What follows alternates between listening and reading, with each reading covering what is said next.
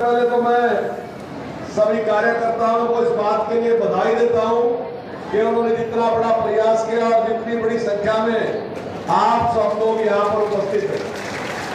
और मैं आपसे माफी भी चाहता हूं एक बात के लिए कि जितनी बड़ी संख्या में आप आए उतनी व्यवस्था ठीक से कर नहीं सके, इसके लिए माफी चाहते हैं। हालांकि हमने की बहुत, लेकिन वो मेरा ख्याल है ज्यादा ही कम रहेगी। आज थोड़ा ऐसा लग रहा है मुझे, अगली बार ऐसा नहीं होने देंगे। अगली बार पूरी व्यवस्था हम करेंगे इसकी, और कोई बड़ा स्थान देखेंगे। अपनी बार शहर स्थान में हमारा छोटा रह गया, शहर ये था तो बड़ा, लेकिन आपने इसको छोटा कर दिया। अब तक तो ये बड़ा था। भाई और बहनों, जिस प्रकार से माननीय मुख्यमंत्री ने काम किया, तो हमारे समाज में एक बात चलती है राम राज। बोले भाई राम राज है क्या? तो भाई वो राम राज क्या था? वो राम राज था किसी के साथ कोई भेदभाव नहीं, सब बराबर है। अगर जालिम है तो सजा मिलेगी, और अगर अच्छा है तो प्रोत्साहन मिलेगा, उसके साथ कोई भेदभाव नहीं होगा। भाइयों, एक मिनट विचार करके देखो, ये राज राम राज है कि नहीं है? किसी के लोग भेदभाव है भाई, किसी के लोग बेइंसाफी हो रही हो, किसी के लोग नौकरी देने में हो, डेवलपमेंट में हो, खुद तक में हो। नहीं तो भाई यहाँ तो क्या था, जो क्या करते बोले इसका हमजादे का इलाज कर दो, इसका फलाने का योग कर दो, इसका योग कर दो। हर जोर से लोग बड़ी बड़ी बातें कहते ना कि बोलने की स्वतंत्रता चाहिए, अब व्यक्ति की स्वतंत्रता चाहिए। तो भाइयों, उनके उस पर खाली एक कमेंट करा, कमेंट, और उसके खिलाफ पंजाब में जाकर FIR करा दी, और 40 लोग उसने अरेस्ट करने वास्ते भेजे, इस वास्ते कि उसने उसकी बात काट दी। क्यों भाई? लोकतंत्र में बात करने का अधिकार नहीं किसी ने, और केले की उसके खिलाफ नहीं कर दी। वो अलकालम के मिले थी, उसके खिलाफ भी कर दी।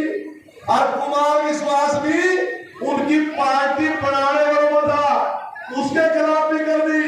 भाइयों, हमने 7.5 साल लगे, कोई एक आदमी पूरे प्रदेश में कह दे कि मनोहर लाल जी ने नाराज रहकर उसके खिलाफ ये काम कर दिया। किसी का हालांकि काफी उद्यम करने के बावजूद भी किसी के खिलाफ भी मुख्यमंत्री जी ने कोई कार्रवाई नहीं की। और आज आप देख रहे भाइयों, डेवलपमेंट के मामले में मैं बाहर की डेवलपमेंट को बाद में करूंगा, बैठ जाओ, और मैं पहले अपनी डेवलपमेंट की बात कर लूं। भाइयों, जब हमारी सरकार बनी थी तो पॉपुलर का रेट क्या था?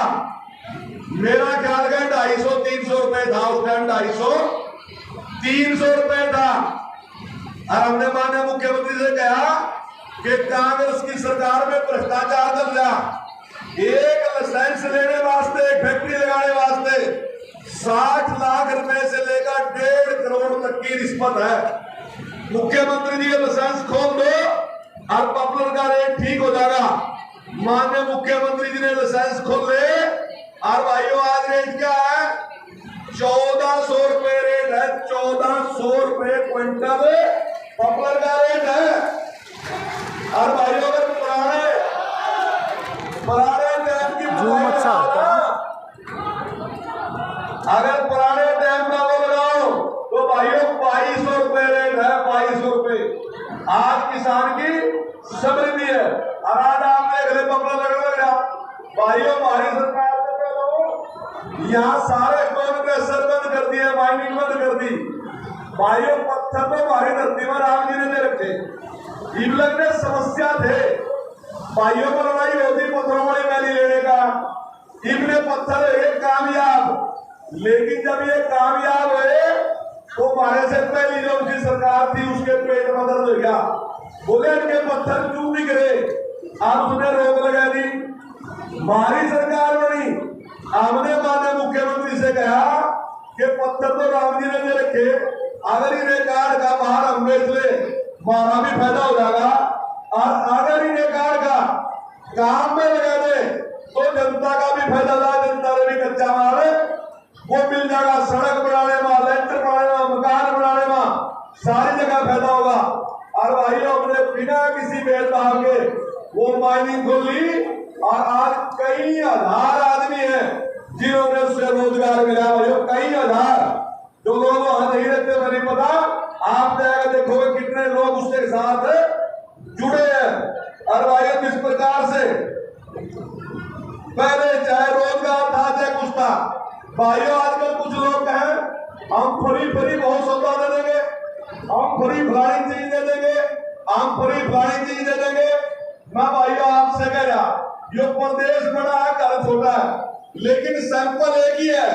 जी बड़ा हो जाएगा प्रदेश बढ़ जाएगा, बड़ा हो जाएगा फिर देश बढ़ जाएगा, फिर दुनिया बढ़ जाएगी, और छोटा हो जाएगा घर हो जाएगा। तब अपने को फैसला करो।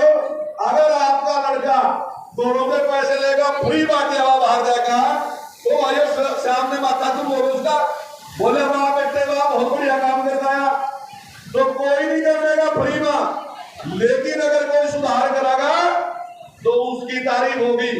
भाइयों जोर से पहले कहे थे कि हम 24 घंटे बिजली देंगे, सारे साहब ये दे नहीं सके 24 घंटे।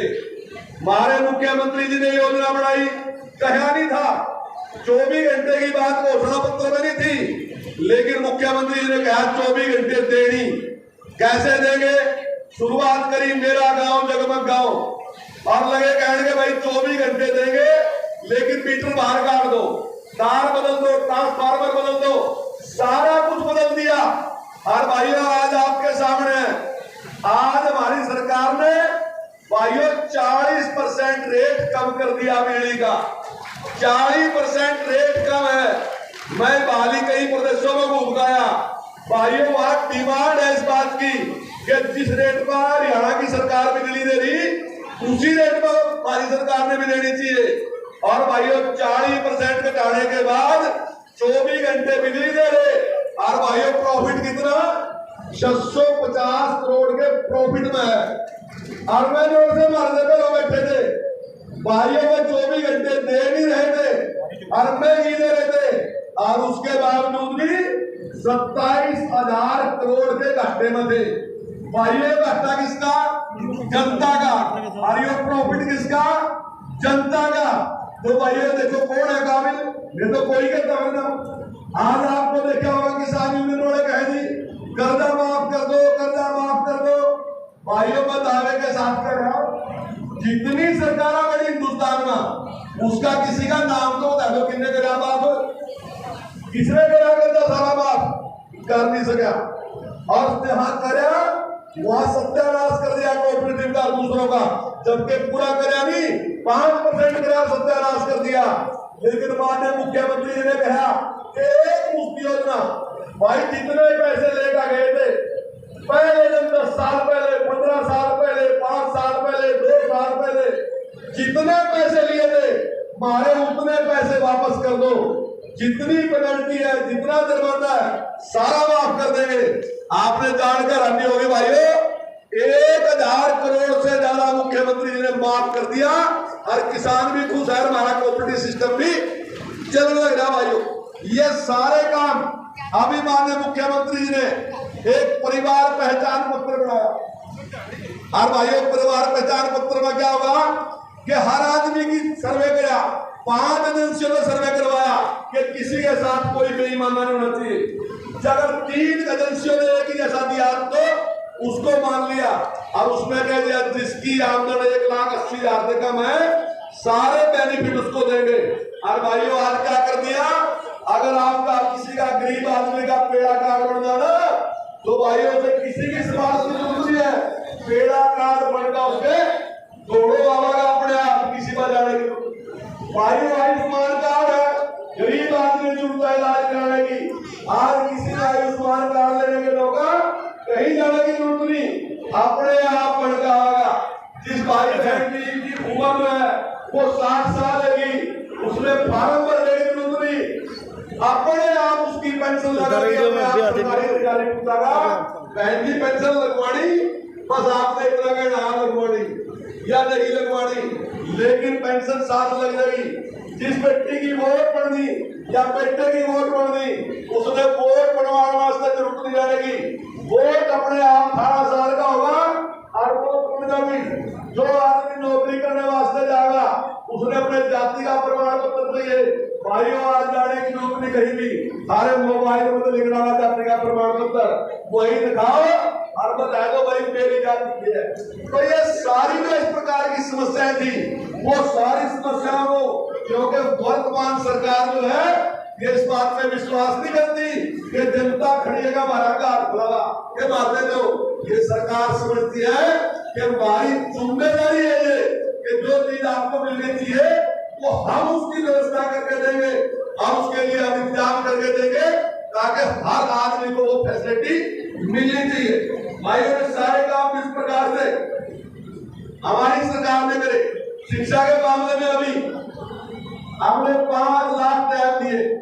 भाइयों 5 लाख टैब वैसे दुनिया का पता तो नहीं मुझे, पर मैं दावे से क्या सबूत है दिए नहीं तो कहीं भी हिंदुस्तान में तो कहीं नहीं दिए, तो और भी कहीं नहीं दिए गए हुए। मैं भी इंग्लैंड गया था और वहां एक इंग्लैंड में एक है स्कॉटलैंड, वैसे तो उसको देश मान लो, उसका हिस्सा मान लो, है तो इंग्लैंड का हिस्सा ही, पर यूएसएसआर लिखा जाओ जो स्टील का बना है, तो वहां 95% जो शिक्षा है वह सरकारी दायरे में। और जब हमने वहां के साथ मीटिंग करी और हमने बताया कि हम अपने 5 लाख विद्यार्थियों को 10वीं 11वीं 12वीं को हम टैब लेने जाएंगे, तो भाई वहां पर अभी होगी जो उनका प्रोफेसर था ना वो भी एक बात को पड़ गया, बोला वो मतलब इतना बड़ा काम आप कर रहे भाई। ऐसे सारे काम आज संस्कृति स्कूल है, पर सारे ही हाई स्कूल थे, लेकिन हमने 2-3 साल में ही भाइयों 138 कर दिए। और अभी माननीय मुख्यमंत्री जी ने घोषणा करी कि 3.5 साल में 500 संस्कृति मॉडल स्कूल बना। भाइयों हमने चिंता करी, हमने सुपर 100 शुरू कराया। हमारे मन में मुख्यमंत्री जी के मन में पीड़ा थी कि भाई गरीब आदमी है, वो तो अपने बच्चे ने कोचिंग नहीं दिलवा सकता, वो तो कभी इंजीनियर बन नहीं सकता, डॉक्टर नहीं बन सकता। तो हमने एक स्कीम शुरू करी, जिन बच्चों के नंबर जो है 80% से ज्यादा है उनकी कोचिंग कराएगा, 5 दिन के बाद टेस्ट लेंगे और जो बच्चे सिलेक्ट होंगे फिर उनकी कोचिंग कराएंगे। आपको जान के खुशी होगी कि पिछली बार 26 बच्चे आईआईटी में आए थे, अब की बार 29 बच्चे आईआईटी में आए, 26 बच्चे एमबीबीएस में आए और 6 बच्चों का एडमिशन एम्स में हुआ और 64 बच्चे से नीट क्लियर किया। और वह सारे ऐसे गरीब हैं जिन्हें कभी कल्पना भी नहीं की थी कि कभी हमारा भी आईआईटी में एडमिशन हो उसका ऐसे काम। तो इस प्रकार के सारे काम आज वर्तमान सरकार करने लगी और जिस प्रकार की चिंता माने मुख्यमंत्री जी के दिल में, चाहे किसान की बात है, चाहे गरीब की बात है, चाहे गांव की बात है, चाहे इंडस्ट्री की बात है, हर व्यक्ति के लिए जिस प्रकार की चिंता है कि हमने उनके लिए एक ऐसी व्यवस्था कायम करके देनी कि जिससे देश प्रगति की ओर था। लेकिन भाइयों दूसरी तरफ कैसे लोग हैं, आज मैं पहले जब कोरोना आया तो मैं इंतजार करते रहे कि सबसे ज्यादा आदमी यहाँ मरेंगे, उन्हें ये नहीं था कोरोना ठीक करना, वो इंतजार कर रहे थे कब ज्यादा आदमी मरेंगे और कब मोदी जी के खिलाफ नारे लगाओगे। वो कहते कि वैक्सीन बढ़ाओ, ताड़ियां बजाने से कुछ नहीं होता, दीवे जलाने से कुछ नहीं होता, थाली बजाने से कुछ नहीं होता। लेकिन भाइयों जब वैक्सीन बन गई तो फिर लगे कहनी हम वैक्सीन नहीं लगवाते, ये तो बीजेपी की है। लेकिन आज सारी दुनिया ने मान लिया कि भारत में जो वैक्सीन बनी वो उससे भी बढ़िया है। भाइयों आप कितने हजार लोग बैठे लगा क्या मास्क किसी ने, और अमेरिका में जाएगा देखो मैं तो मास्क लगा बैठे बालवी। तो हमारी वैक्सीन उनसे बढ़िया साबित होगी। आजकल आप एक और देखने लग रहे कि जब श्रीलंका वहां की आर्थिक स्थिति खराब होगी और इधर पाकिस्तान की आर्थिक स्थिति खराब होगी, हमारे देश के दिले पॉलिटिशियन को ये इंतजार कर रहे कि हमारी कदम होगी। वह ये नहीं देख रहे भारत तरक्की कर रहा, इस बात की पीड़ा में मर गए कि भाई हिंदुस्तान की भी खराब होती ठीक था। ऐसे ऐसे तो लीडर बन रहे। लेकिन भाइयों आज वही देश, चाहे श्रीलंका है, चाहे पाकिस्तान है, चाहे अफगानिस्तान है, चाहे दूसरे देश है, आज में कह रहे कि हमें मोदी जैसा लीडर मिल जाता तो हमारी भी दुर्दशा नहीं होती, हम भी तरक्की करते।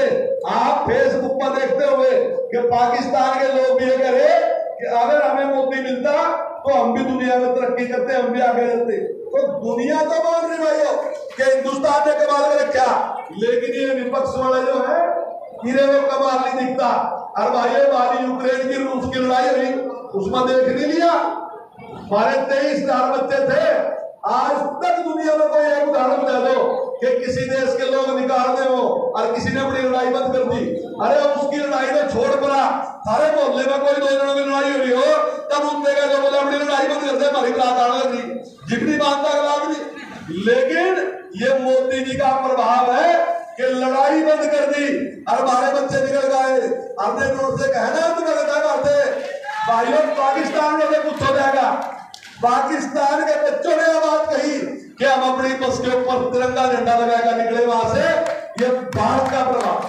तो भाइयों, जिस प्रकार से आज माननीय प्रधानमंत्री जी देश का नाम रोशन कर रहे, जिस प्रकार से आज माननीय मुख्यमंत्री जी प्रदेश का नाम रोशन कर रहे और जिस प्रकार से सभी सुविधाएं देने का प्रयास आज ईमानदारी के साथ दिन रात मेहनत के साथ कर रहे, तो भाइयों जनता का पूरा पूरा आशीर्वाद आज माननीय मुख्यमंत्री जी के साथ है।